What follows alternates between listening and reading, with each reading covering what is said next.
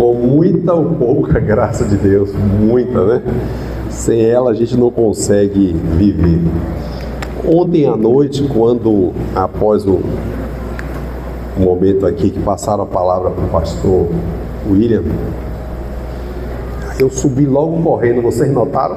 Subi logo, eu digo, por quê? Para aproveitar que o clima tá bom, né? O coral tá cantando, isso me passa logo a palavra. Mas realmente estou me sentindo muito abençoado de estar aqui com vocês, estando em casa, né, minha família. Eu até, sei lá, eu sei que a questão que o pastor está falando quando ele diz os visitantes, né? Os visitantes, e é claro, do ponto de vista de estar aqui, eu não estou, mas eu me sinto realmente como da família, da igreja, né? Da nossa igreja aqui, e me sinto à vontade, graças a Deus por isso.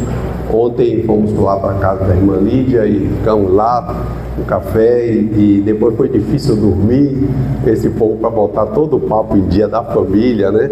Vocês sabem que quando a família se reúne é para falar dela mesmo. A gente vai lembrando ali, cadê fulano, cadê Beltrano, mas é muito bom estar aqui com vocês. Mas irmãos, vamos lá, nós estamos numa caminhada juntos aqui esses dias e como vocês estão celebrando 78 anos do grupo coral, né?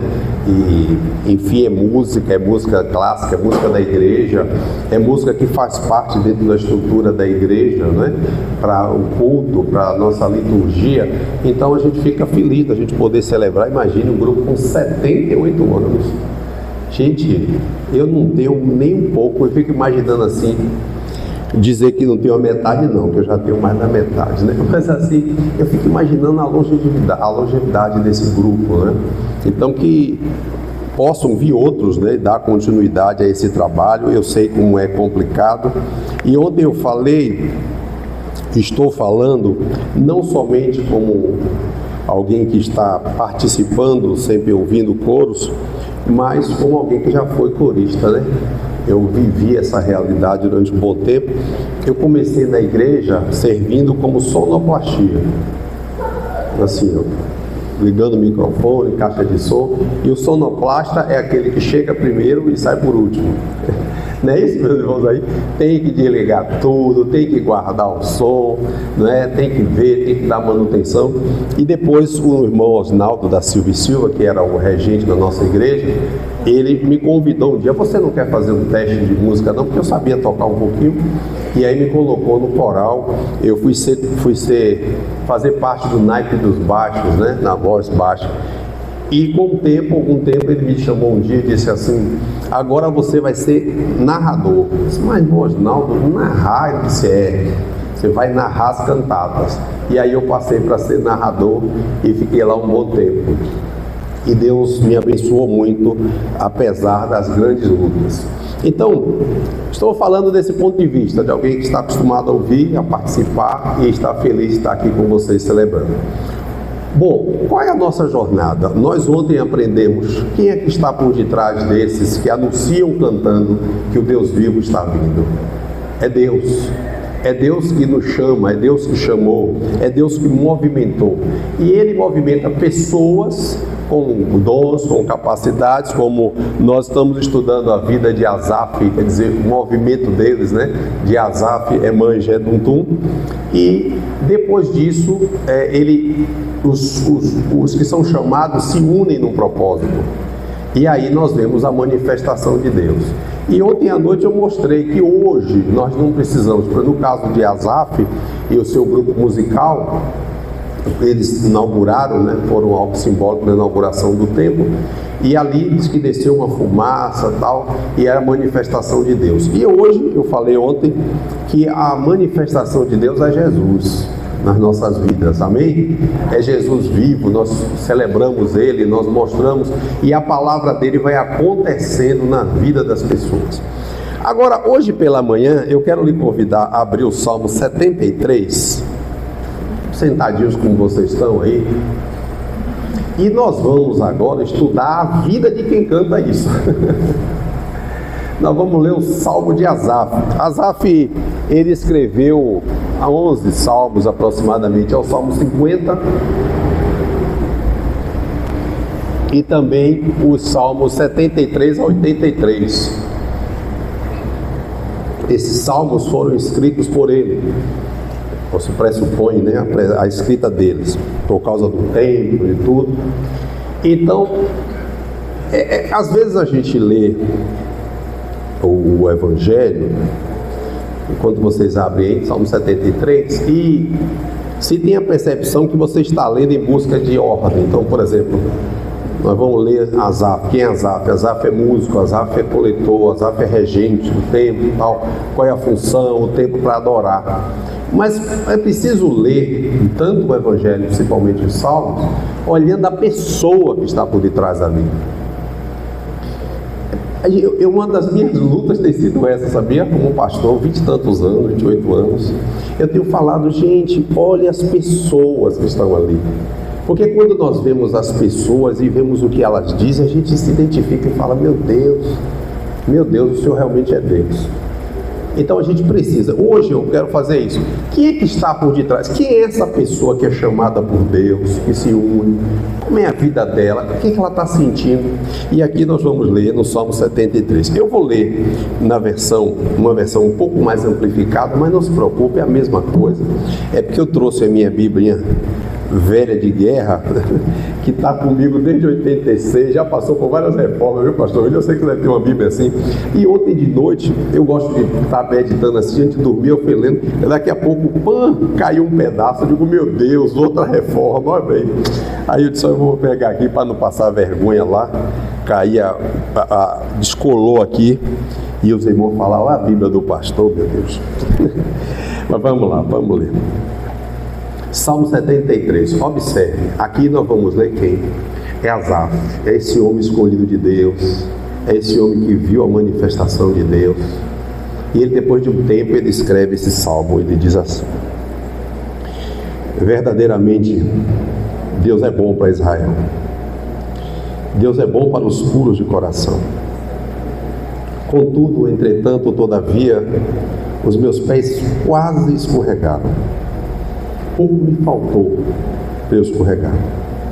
E aí ele começa a enumerar por que ele estava quase caindo, né? Mesmo vivendo aquela experiência.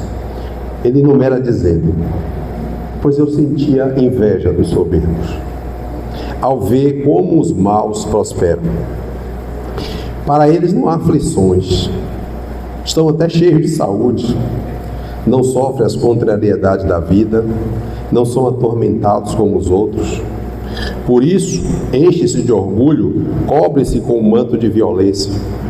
Seus corações transbordam de maldade e as suas mentes estão cheias de más intenções. Eles zombam, falam com maldade, dizendo que é de Deus que vem a justiça.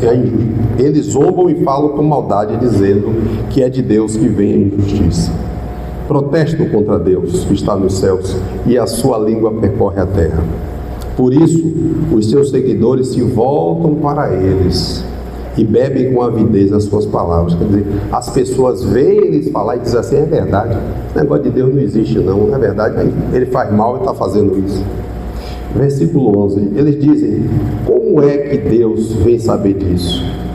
Como é que o Altíssimo vai saber, vai descobrir? São assim os maus, vivem cada dia mais ricos, sem se importar com Deus. E aí ele diz: de nada me serve um coração puro e ter as mãos limpas de toda maldade. Olha gente, olha o que Asaf está dizendo. O homem do puro, o homem que vê a manifestação de Deus, ele diz assim, versículo 14: sofro provações toda hora, todas as manhãs me sinto castigado. Se eu tivesse pensado como os ímpios, eu atraiçoaria aqueles que são fiéis. Tentei compreender isso, mas foi muito penoso para mim, até que eu entrei no santuário de Deus e compreendi qual era o fim deles. Aí ele começa a declarar que é uma mudança. Ele diz: tu has de conduzi-los à perdição e fazê-los cair na ruína. No momento, num piscar de olhos, serão destruídos. O medo vai acabar com eles. Como quando alguém desperta de um sonho, quando te levantares, Senhor, desprezarás a imagem deles. Outrora, o meu coração estava cheio de amargura e a minha mente transtornada. Eu era insensato, eu não compreendia nada. Que coisa! Esse homem estava cantando. Esse homem era um homem que dirigia o louvor. Ele disse: eu não entendia nada. Aí ele disse: eu era como um animal bruto diante de ti. Agora no versículo 23 ele diz: no entanto, agora estou sempre contigo. Tu me conduzes pela mão, tu guia-me ao teu convívio e há de me receber com honras. Ah, meu Deus, quem tenho eu no céu além de ti? Na terra só desejo estar contigo. Ainda que o meu ser se esteja a consumir, Deus dá força ao meu coração. Ele é minha herança para sempre. Os que se afastam de ti vão perder-se. Tu destróis aqueles que te renegam. Para mim, agora, felicidade é estar perto de Deus. Tu, Senhor, meu Deus, é o meu refúgio. Hei de proclamar tudo que o Senhor tem feito. Que coisa linda esse salmo, né? Que coisa maravilhosa. Vamos orar mais uma vez. Senhor Deus, obrigado por ter dado a coragem a Asaf para escrever esse salmo para mim e para meus irmãos e irmãs tantos anos depois. Fala muito de mim, fala muito deles. Agora faz aquilo que só o Senhor pode fazer.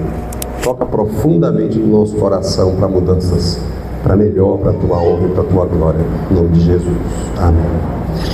Meus irmãos e irmãs, quem é este homem que está escrevendo isso aqui? Quem é este homem? Este homem é o escolhido de Deus para dirigir o louvor. Este homem é o homem que coletava as músicas. O nome dele dá-se essa ideia de alguém que ia regimento. Esse trabalho que Alisson faz aqui para dirigir. Esse homem viu, ele viu e foi instrumento de Deus. Ele viu a manifestação de Deus, ele foi escolhido. Quer dizer, aparentemente ele estava dentro de tudo, e alguém que passasse, agora no tempo de Salomão, num daqueles turnos, porque eram dirigidos por turnos os levitas, a cada 8 horas, para que as pessoas passassem a noite e ouvissem aqueles salmos cantados e lembrassem de Deus, estava da cultura do povo. Esse homem sabia, estava perto de Salomão. Mas esse homem, ao mesmo tempo que estava vendo a graça de Deus, a glória de Deus, servindo, ali bonitinho no templo, esse homem convivia com uma crise enorme. Uma crise imensa.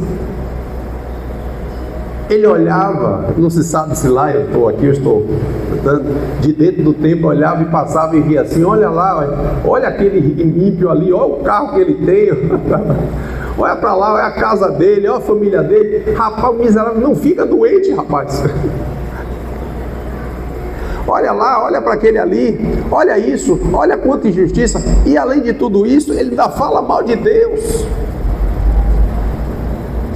E ele começou a fazer um processo nele, pessoal, creio que importante na vida de todo crente, de entender realmente qual é a mensagem de Deus na sua vida. O que está acontecendo comigo? O que tem a ver esse Deus? Você já imaginou ele proclamando porque Deus é bom, porque Ele criou todas as coisas, nas músicas, essas músicas maravilhosas, e ele vendo aquela manifestação, e quando ele chegava em casa: oi, estou todo quebrado, cadê o dinheiro para pagar as coisas? O que estou recebendo lá no templo não está dando certo. E ele passava nas feiras, quem sabe lá no centro de abastecimento de feira, olhava assim e dizia: rapaz, olha o carrão desse ímpio. E parece que não sente dor, rapaz. Meus irmãos e irmãs, nesta manhã nós estamos diante de um homem realmente que estava quase à beira do ateísmo. Ele disse: eu estava amargurado. Ele estava, ao mesmo tempo que fazendo o seu serviço, ele estava adoecido. E adoecendo até mentalmente, a ponto de descrever. Você já imaginou isso? Pense essa escrita na mão do povo, e o povo dizendo assim: rapaz, esse cabra cantava lá, olha como ele pensava, olha como ele vivia, olha qual era a relação dele.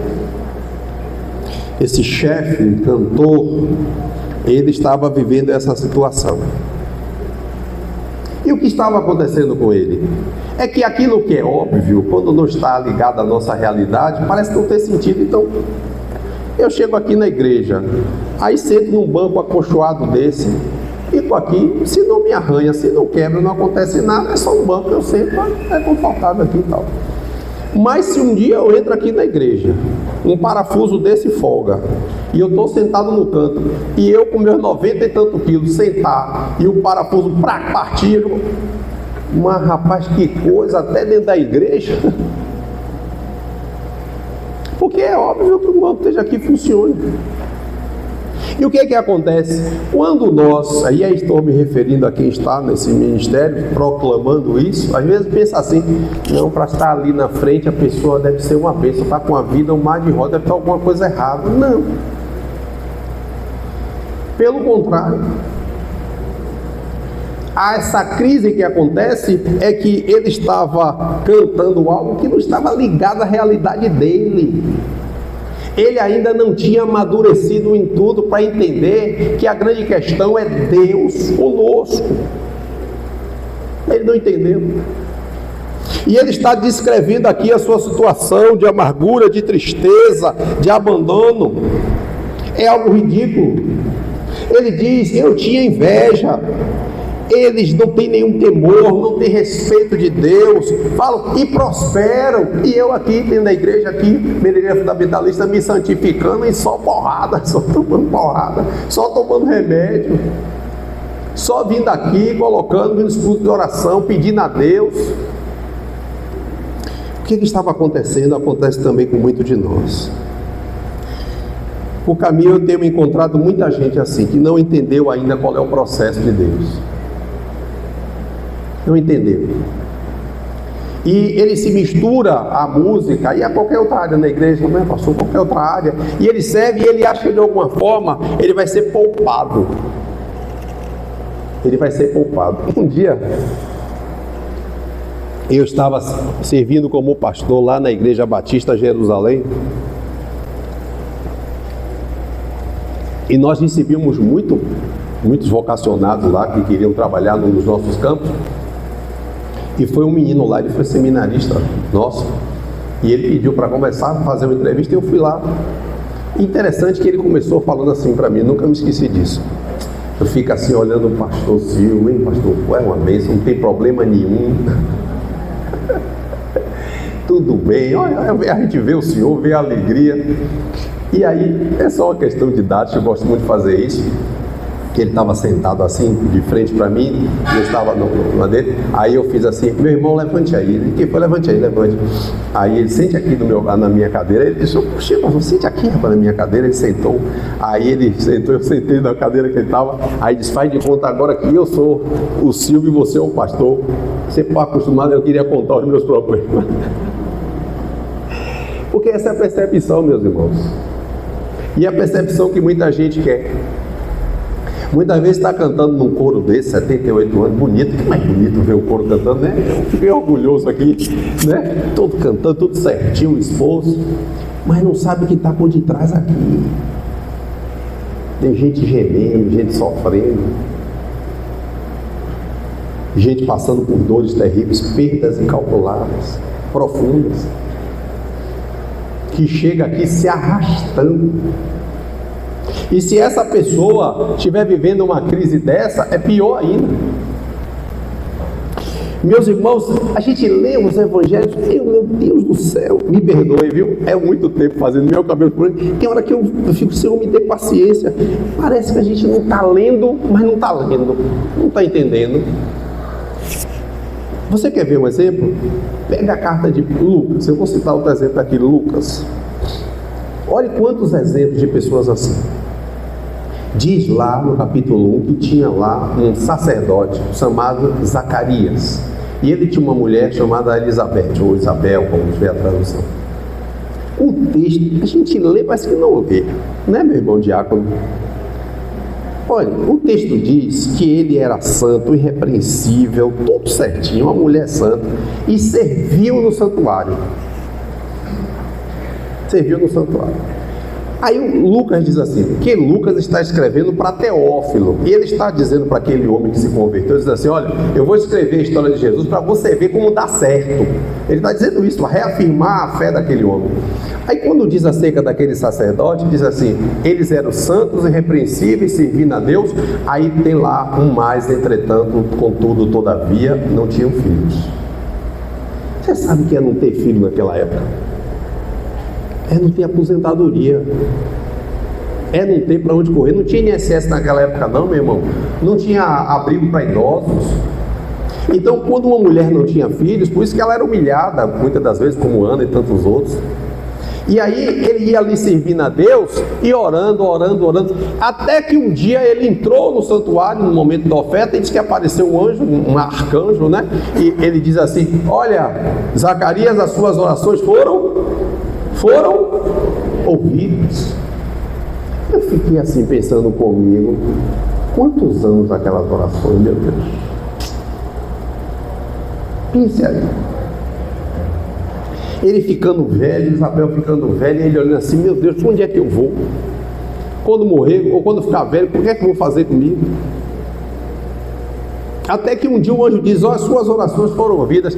Mas o texto diz que ao invés de chutar o pau da barraca, é uma linguagem baiana nossa, o Lucas diz que eles permaneceu santo e irrepreensível, servindo a Deus.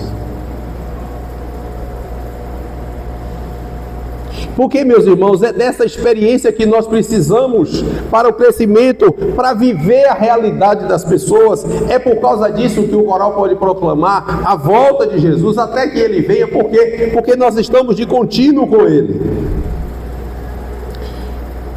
Agora a crise que esse homem ficou, meus irmãos.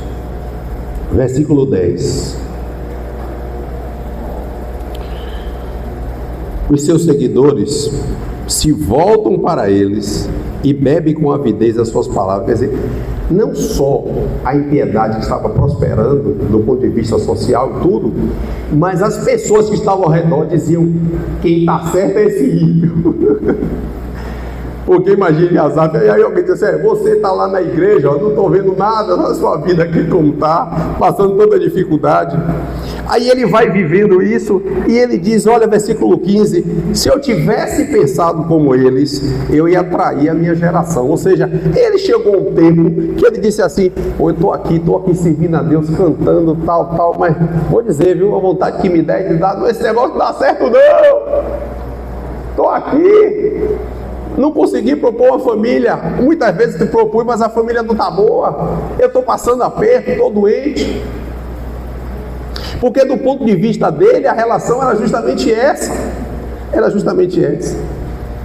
Ah, meus irmãos e irmãs, por que Deus tem que permitir isso? Por que é assim? Por que é assim? Por que é assim? A primeira questão que eu proponho na vida desse homem que está em crise, desse irmão que canta, que é regente, que está no coro, é que Deus precisa dessa temperatura para que nós possamos cantar a verdade do outro. Deus precisa disso. Há um cantor sacro nosso, já falecido, Sérgio Pimenta, ele fez músicas maravilhosas. E tem uma música aqui, depois você pode procurar na internet de mais novos, ele diz assim: só quem sofreu pode avaliar quem sofreu, pode se identificar, pode ter o mesmo sentir. Só quem sofreu tem palavras de puro mel que transmitem todo amor para quem precisa.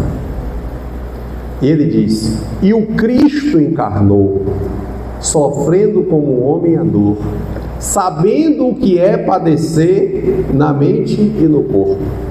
E ele morreu, e até a própria morte venceu, mostrando amor capaz de entender a dor do homem. Que coisa, que profundidade. Este homem que escreveu músicas como essa, que me faziam eu vi, meu Deus do céu, por isso que a gente se identifica tanto com Cristo, porque ele é um homem de dores. Esse homem morreu com câncer, deu um câncer na perna, ele é marinheiro, escreveu uma coisa maravilhosa, aí foi, a igreja orou, mas... e foi embora. Meus irmãos e irmãs, vocês que estão cantando no coro, estão servindo em qualquer ministério na igreja, não se assombrem com isso, porque é essa temperatura que Deus estava promovendo na vida de Asaf, para que ele saísse da obviedade e se identificasse com as pessoas, para que ele pudesse falar dessa graça de Deus que habita em nós. Porque senão é só demonstração, é só aparência, é só hipocrisia. Eu fui para uma consagração de um colega aqui em Feira, muitos anos atrás. Ele foi aluno aqui do seminário e me convidou e eu vim aqui. Eu não estou falando da igreja A, isso infelizmente. E eu me lembro aqui, tem uma coisa que me marcou na consagração dele. Aí estava assim, botaram ele sentadinho assim, né? E aí cada um vinha e veio uma irmã. Aí agora vamos ouvir um louvor. Aí essa irmã pegou o microfone assim, ela deu uns gritos lá, cantando uns agudos que ninguém entendeu nada. Quando terminou, ele estava assim do lado, ela pegou o microfone e botou e... falei, meu Deus do céu, é que a pessoa vem adorar a Deus pela vida daquela pessoa e nem sequer olhou. Essa pessoa não está nessa temperatura aqui, ela não está, infelizmente, talvez tomara que tenha tido uma experiência com Deus. No que se preocupou com isso? Se preocupou com o quê? Com a aparência, com a estética, mas aquilo era óbvio para ela, fazia aquilo matematicamente, pontualmente, como qualquer pessoa faz. Mas no nosso meio, no nosso coro, não será assim. Nós cantaremos a nossa vida, nós cantaremos a graça de Deus, nós cantaremos as dores do outro que está em nós muitas das vezes. E é por causa disso que as pessoas verão esse Cristo. Agora olhe comigo aí, voltemos ao Salmo, esse belíssimo Salmo. Ele diz, versículo 15, se eu tivesse pensado como eles, eu trairia a minha geração. Aí ele fala, eu tentei compreender isso, mas ficou muito doloroso para mim, versículo 16. Aí ele diz, até que eu entrei no santuário de Deus, e lá eu compreendi o fim deles. E aí ele diz, o fim deles aqui, alguns serão justificados aqui, lá no céu, enfim, com justiça, todas as relações. Ele diz, versículo 21, o meu coração estava cheio de amargura, minha mente transtornada, eu era um insensato, eu nada compreendia, era um animal diante de ti. No entanto, tenho estado todo dia, agora estou sempre contigo. Qual é a relação aqui, meus irmãos, daquele que canta a vinda do Senhor, daquele que está em qualquer serviço, em qualquer ministério? A questão é muito simples. Até que um dia, graças a Deus, isso aconteceu, ele entrou no santuário e ele teve uma experiência com Deus. Ele teve uma revelação. Ele entendeu que o que ele estava fazendo não isentava ele do sofrimento, mas dava um sentido para a vida dele. O que aconteceu com Asaf, a mesma coisa que aconteceu com Pedro, que Jesus estava com os discípulos assim reunidos, e aí Jesus perguntou, o que é que estão falando de mim? Estão dizendo que eu sou o quê? Aí eu disse, estão dizendo que você é profeta, dizendo que você é João Batista, cada um foi dizendo. Aí Jesus perguntou assim, e vocês aqui, o que é que vocês dizem que eu sou? Aí Pedro tomou uma palavra e disse, tu és o Cristo, tu és o ungido de Deus, o Filho do Deus vivo. Aí Jesus disse, você é feliz, Simão, filho de Jonas, mas Jonas, porque foi o meu Pai que te revelou. O que aconteceu com Asaf, com aquele que prestava esse louvor perfeito, é que ele teve uma experiência, uma revelação pessoal, íntima sua com Deus, que vem com a grife, que vem com o nome, com o endereço certo, e ele olhou além das expressões, além da estética, além das razões menores, além de tudo, e ele disse, há um Deus que habita comigo, que está comigo. meus irmãos, essa presença de Deus, que ele diz, agora tu estás sempre comigo, porque ele entendeu que o importante é estar com ele, o importante é estar com Deus, o importante é ter essa convicção de que ele está comigo. Meus irmãos, nós precisamos aprender isso se quisermos anunciar essa segunda vida com graça. Este Deus que está conosco, esse Deus que é Emmanuel, que habita em nós. Meus irmãos, esse é o maior desejo que nós temos que viver, é desenvolver essa relação com Deus. Foi isso que levou Zacarias aqueles anos todos a servir a Deus, apesar de não ter um filho, e vai ter já muito tempo depois. Meus irmãos, não há coisa mais maravilhosa, e esta é a nossa chamada principal, de que apesar de todas as circunstâncias, sabermos que Deus está conosco, que o Deus de Jacó é o nosso refúgio, que Deus maravilhoso, o Espírito Santo habita em nós, e é isso que vai nos dar essa força para proclamar, é isso que vai mostrar na nossa vida, para que o outro ouça a palavra e diga assim, a palavra, diga é verdade, é isso que eu preciso, é isso que eu quero viver. Meus irmãos e irmãs, durante o tempo que se passa, cada um de nós vai vivendo uma fase da vida. Uma fase infantil, fase criança, vai crescendo, vai se tornando adulto. E o grande perigo que nós sofremos é de nos tornarmos vítimas de nós mesmos. Eu tenho aprendido isso durante muito tempo. Quando a gente se torna vítima de nós mesmos, aquilo que Viktor Frankl fala, ele diz que ser vítima é um fato, mas tornar-se todo dia é uma escolha. É que a gente vai ficando com pena da gente, né? Tadinho de mim, para quê? Tadinho de mim, meu Deus, é sofrimento na minha vida, não é possível. A gente começa a ter pena da gente, né? Não é possível. Não é possível uma coisa dessa, não é possível tanta dedicação, não, mas eu já sofro aqui, não. A gente começa a se acostumar com aquilo. A gente começa a entender que, não é possível, tem que ter alguma possibilidade. E nós queremos que escolher como é que a coisa é. Mas a nossa chamada é uma chamada para ter uma experiência com Deus e viver continuamente com Ele. É isso que Asaf vai dizer. Agora, eu era como um bicho, mas agora eu entendi. Por que como um bicho?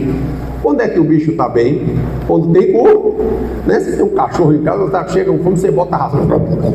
Pronto. Era como um animal embrutecido. Então, se eu recebo, eu tenho. Mas, na verdade, a própria psicologia diz, né, que a grande relação da maturidade é você lidar com as dificuldades e você se entender com isso e entender que tudo tem processo de Deus. Um dia, desses dias, eu estava na casa de meu pai na fé, eu fui na casa dele e ele... Não é para um homem desse estar numa crise, eu não disse, meu Deus, este homem pregava para multidões, homem de Deus, homem simples, cheio de poder e de graça. E eu falei, mandei ali das orações, o que é que eu posso fazer? Ela disse assim para mim, pastor, ore para que Deus nos dê sabedoria para aprender cada vez mais a ser idosos. Ela falou isso para mim.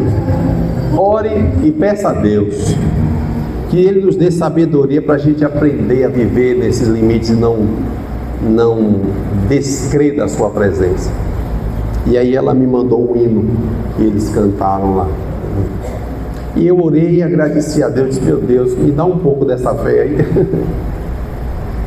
Porque muitas das vezes, meus irmãos, esses Asafs que estão na nossa igreja em crise, mesmo cantando, mesmo bonito, todo mundo arrumadinho, né, bonitinho aqui cantando, não aguenta um beliscão, quanto mais uma aprovação.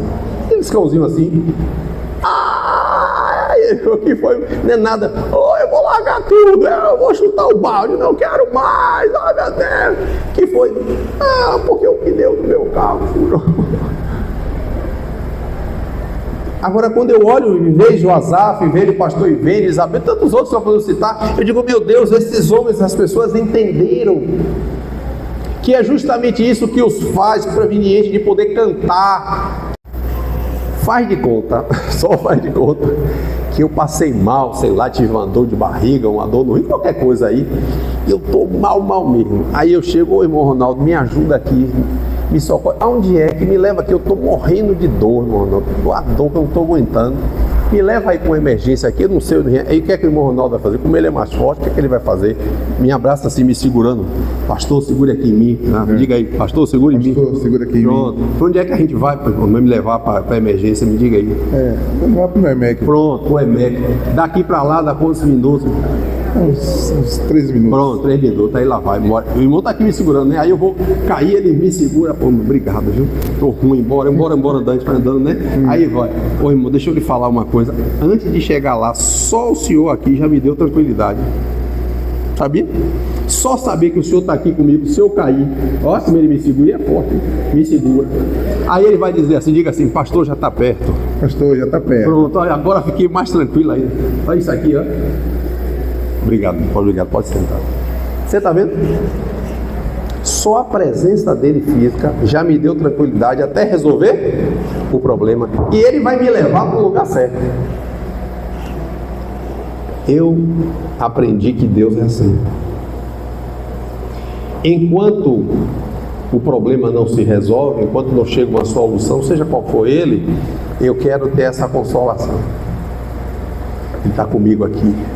Eu sei disso. Eu sei que ele está comigo. Porque se a presença humana me traz consolo, a presença divina deve me trazer muito mais. Eu respondo como respondeu um irmão, ele é congolês. Ele disse assim: eu não posso me dar o luxo de perder a esperança. Meus irmãos, é isso que nós somos, e por isso que nós cantamos, é por isso que o coro, não sei se a metade está aqui ou não está, hoje eu vi menorzinho, diga cada um ao outro, é para subir gemendo, vai chorando pelos cantos e diz, eu vou proclamar a presença de Deus, apesar das circunstâncias, apesar das dificuldades, apesar das dores, porque eu tenho um Deus que sempre está comigo. A tua vara e o teu cajado me consolam. Eu estou na presença dele. A gente aprendeu isso?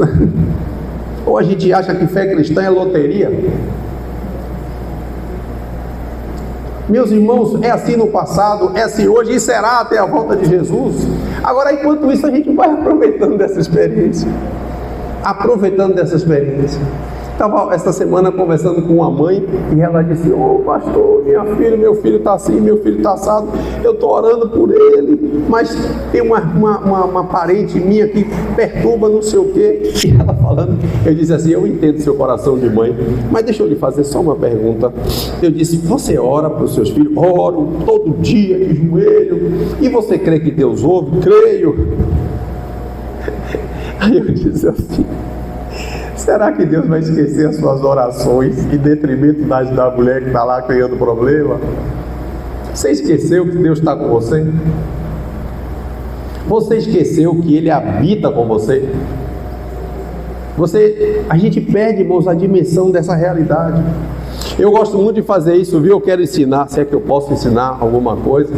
Eu gosto muito de ensinar isso. Eu quando estou com uma dificuldade, assim, com um problema, uma coisa que está me inquietando mais, aí eu falo assim com Jesus nas orações. As minhas orações são muita conversa, sabe?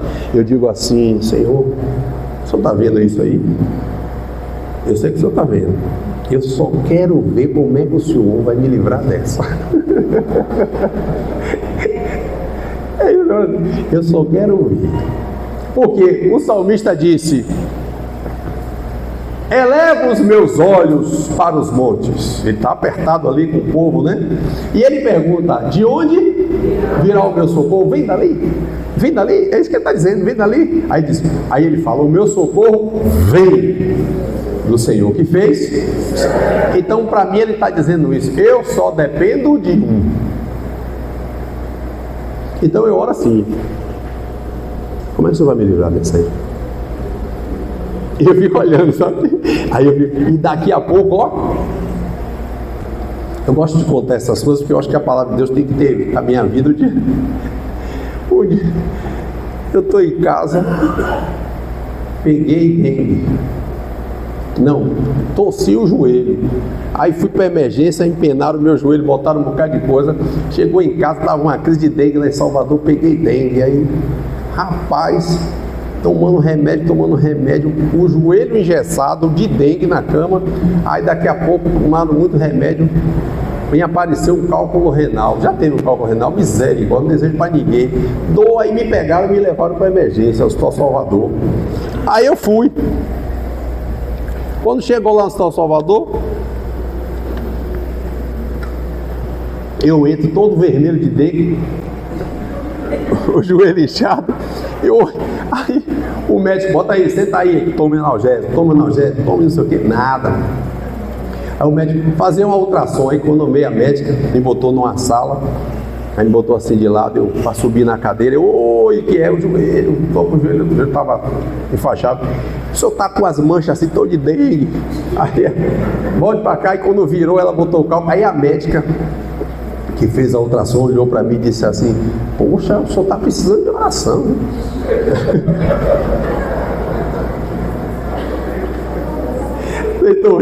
Aí eu disse assim para ela: cadê Lídia? Tá aí. Eu disse: Lídia, eu olhei para ela e disse assim: eu sou crente, sou pastor. Aí ela olhou assim e disse: misericórdia. Eu falei: a senhora ora por mim? Aí eu fui pro quarto. Aí, gente, aí a crise de Asaf veio, viu, William? Eu disse: mas Senhor, eu dedicando a minha vida, eu aqui todo quebrado. Aí chegava um e orava: Senhor, abençoa essa pessoa ali, você conhece Jesus, olha, fique firme. A pessoa, aí o médico: olha, você já vai embora. O senhor já vai embora? Já. Ele: até logo, viu? Eu: tchau. Aí chegava outro, tudo bom? Eu aqui, tudo bem, porque quando dava o analgésico, a dor reduzia, eu podia. Aí eu conversava: tudo bem, eu sou crente, você é o senhor das drogas. Eu nada, rapaz. Eu digo: meu Deus, eu tô aqui desde de manhã. Não é possível uma coisa dessa? Será que há justiça do Altíssimo? E aí, rapaz, aí eu digo: não vou mais orar por ninguém, não. É nada. As orações só pega, não pega só por outro, rapaz. Não é possível. Aí ela chegou assim, olhou, e daqui a pouco não deu. Olha, eu entrei no hospital às 8 horas da manhã. Quando chegou quase 9, aí o médico falou: você vai para casa. Eu digo: graças a Deus. Aí fui para casa. Aí cheguei em casa. O médico me deu um remédio forte lá, eu dormi, mas no outro dia dor de novo. Dor. Aí eu: Senhor, não é possível uma coisa dessa. Aí já é tribulação demais. Me ajude. É tribulação demais. Aí passou 2, 3 dias tomando remédio. Aí a vizinha chegou para mim e disse para minha mãe, minha mãe é viva, disse assim: ô, dona Silvia, é verdade que Silvio está aí doente? Tá. Ela disse: eu tenho um remédio bom aqui. É um remédio tal aí. Isso é remédio bom, que bote aí. Eu tava comendo até lagartixa assada. Se dissesse para fritar, eu fritava, porque eu queria ficar bom. Aí botou. Minha mãe saiu e deixou o remédio em cima da mesa. Eu levantei, tomou aqueles analgésicos. Aí eu vi o remédio assim: deve ser esse remédio que Dona Ruth falou. Aí eu peguei o remédio, botei 30 gotas, botei água, tomei. Quando eu tomei, a dor... Ô, rapaz, glória a Deus, maravilha, Senhor, tal. E aí quando minha mãe chegou, eu disse: mas minha mãe, Dona Lourdes deu remédio, eu aqui morrendo esses dias todos, e a senhora demorou de me dar. Que remédio? Estava aqui em cima da mesa. Menino, o remédio do gato.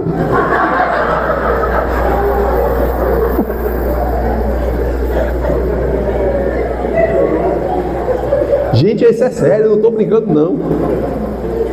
Eu disse: o que é esse remédio do gato? Eu fui lá também. Era um analgésico. E fez efeito com a medicação e as dores sumiram. Eu aí fui para orar. Quando eu fui orar, falei: Senhor, que negócio é esse? Aí Deus falou para mim no meu coração. Que Deus fala na gente, né? Na palavra, no coração. Disse para mim: você está vendo como a sua vida está na minha mão? Que até com remédio de gato eu posso me curar. Agora eu te levei lá para o hospital para você ir lá orar pelas pessoas, porque senão você não ia. Eu permiti, né? Melhor palavra. E eu entendi isso. Você já entendeu? Você está rindo agora. Na hora da sua tribulação, eu quero ver o que é que você vai fazer. Como é que você vai lidar com isso? Você vai reclamar? Você vai ser alguém que vai ficar com Asaf a vida toda? Não vai ver essa graça, essa manifestação do poder de Deus que se revela na nossa vida, apesar de nós? E eu vou concluir por causa do nosso tempo. Quero que você leia comigo aí.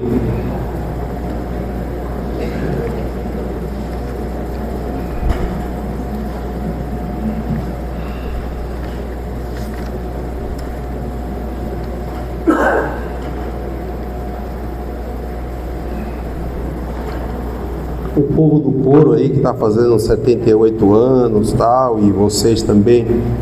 Segunda carta do apóstolo Paulo aos Coríntios. Os Coríntios. Capítulo 4. Eu vou encerrar com isso mesmo, por causa do nosso tempo.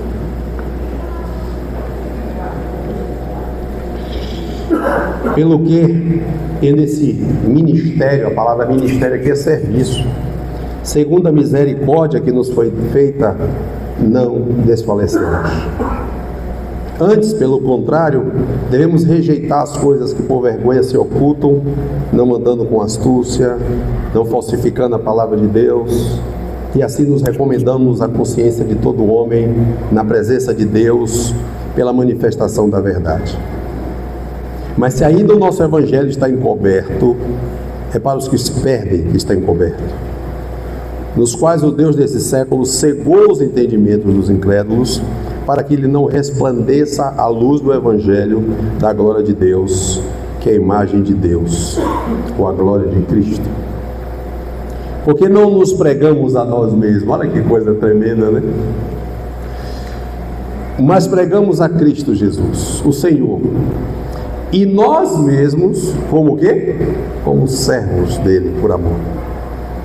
Porque Deus que disse que das trevas deveria resplandecer a luz, é Ele quem resplandeceu em nossos corações para a iluminação do conhecimento da glória de Deus na face de Cristo. Agora aí é que está.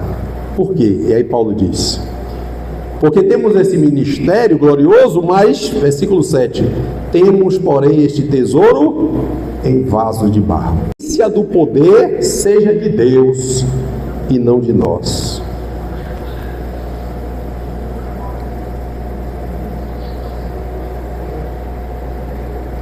Em tudo somos atribulados, mas não angustiados. Ficamos perplexos, mas não desanimados. Somos perseguidos, mas não desamparados.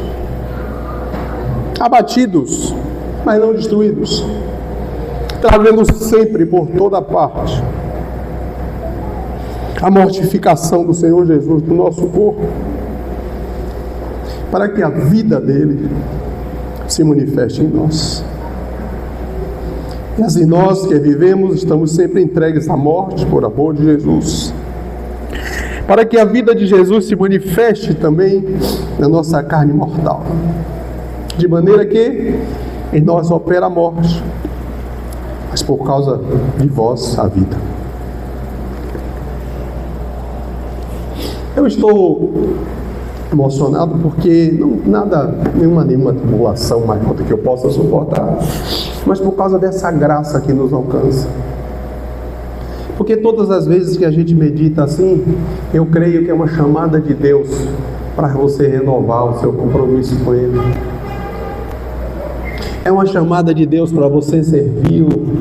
É uma chamada de Deus para você ser um discípulo de Jesus, apesar da situação. Eu não estou falando do aqui, olha, eu tenho falado isso. E quantos minutos a gente passou aqui? Olha, a gente já vai dar 11 horas. Eu não sei, eu cheguei aqui, eram umas 9h30, 9h40, então vamos dizer 2 horas, passamos aqui. 2 horas de culto, mais ou menos, concordam comigo? 2 horas de culto. Quantas horas a gente vai passar fora da igreja? Quantos dias? Tem gente que só vai vir aqui por mês. Então, não é nada. O nosso grande desafio é amanhã, é segunda-feira. é proclamar essa mensagem, é viver, é voltar para dentro de casa e ali ser um discípulo de Jesus, um seguidor de Jesus, uma seguidora de Jesus. E entender isso que Paulo diz: eu tenho esse tesouro em vaso de barro, coisa frágil. Para quê? Para que nada seja de nós, seja tudo dele, para que as pessoas possam ver Jesus. Ver Jesus. Eu quero lhe convidar para, junto comigo, não só o coro, mas quem estiver aqui, que sentir, vamos fazer daqui um Getsemane. Eu creio que esse é o melhor sinal para nós. Vamos fazer assim. Jesus disse: eu vou ali orar, minha alma está angustiada, esse momento, né? Eu não sei o que é que, eu sei o que eu estou vivendo, mas não sei o que é que você está vivendo aí, suas lutas. Talvez você tivesse que nem Asaf, né? E vivendo tudo isso. Vamos colocar isso diante de Deus agora. Vamos fazer um momento aqui para a gente orar, pedir a Deus: ó Deus, dá-me mais graça, Senhor, dá-me mais graça. E eu quero aproveitar da Tua presença, eu quero andar, eu quero estar, eu quero ver como o Senhor vai se manifestando em mim, do meu jeito, Senhor, vai mudando, transformando a minha vida. Vamos ficar em pé, por favor.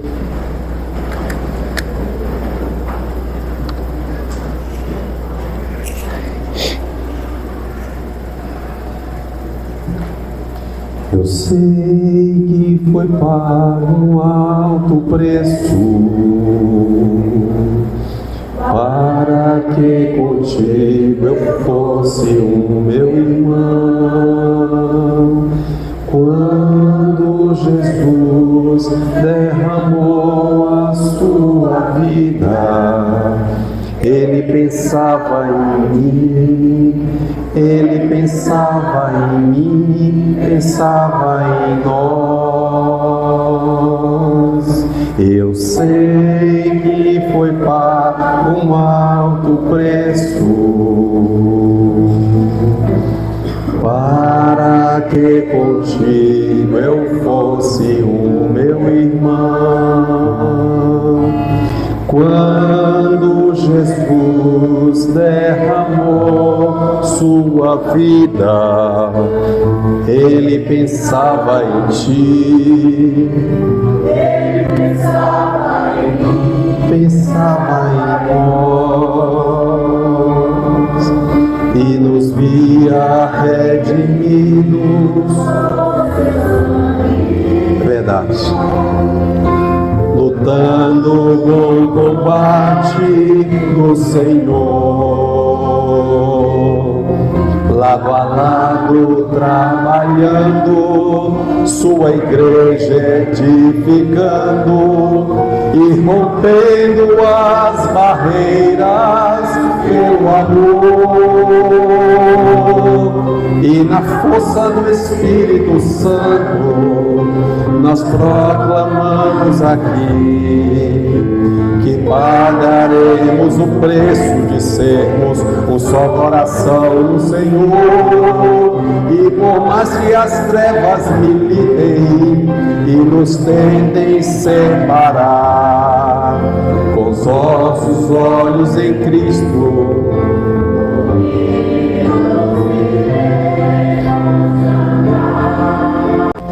se você quiser, se você desejar, vem aqui à frente ficar comigo aqui. Pode vir.